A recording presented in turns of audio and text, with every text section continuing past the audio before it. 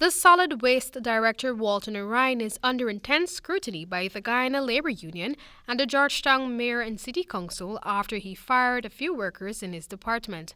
The mayor accused the Solid Waste Director of exercising duties and roles outside of his remit. He said that Narine frequently disregards the council, their rules, and does not follow the mandated chain of command. In a letter to the town clerk, the Guyana Labor Union called for his suspension for allegedly harassing and firing an undisclosed amount of workers.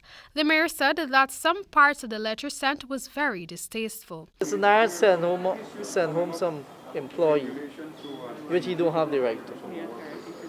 Right? He don't have the right to send home employee. He's not the town clerk. He's not the council or the HR. There's a process and a procedure to do these things. The mayor found it baffling that Walter Narine would dismiss staff members since the only department with the authority to hire and fire is the Human Resources Department, headed by the town clerk. The mayor stated that the town clerk, Julian Argusta, was never made aware of any problems between the Solid Waste Director and any staffers. Subsequently, the council was unaware of anyone being fired. I share the sentiment of the union. I am not against the union, only there are certain things distasteful in the letter and so on.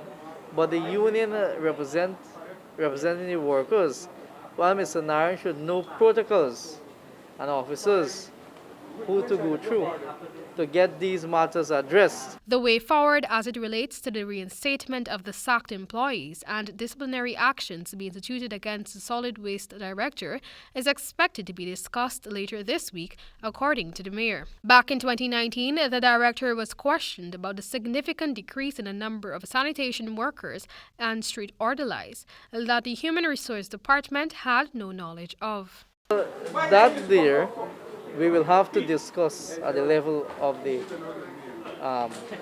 when we reach the union and the council, probably this week coming, to see how we will move forward with that process. But I share the sentiment of the union. I am not against the union. Meanwhile, two policies were passed at the statutory meeting on Monday.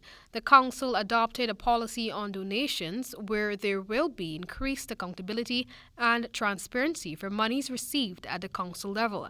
Additionally, the scholarship policy will see a more rigid system for those benefiting from scholarships at the behest of the City Hall. That policy set out for categories of scholarship, the procedure, what you need to have the scholarship, the years of service you must give back to the organization, and if you wish not to give back, you have to repay. Mayor Narine claimed that there was no such policies in place before he took office. For the Age, GP Nightly News, Amel Griffith.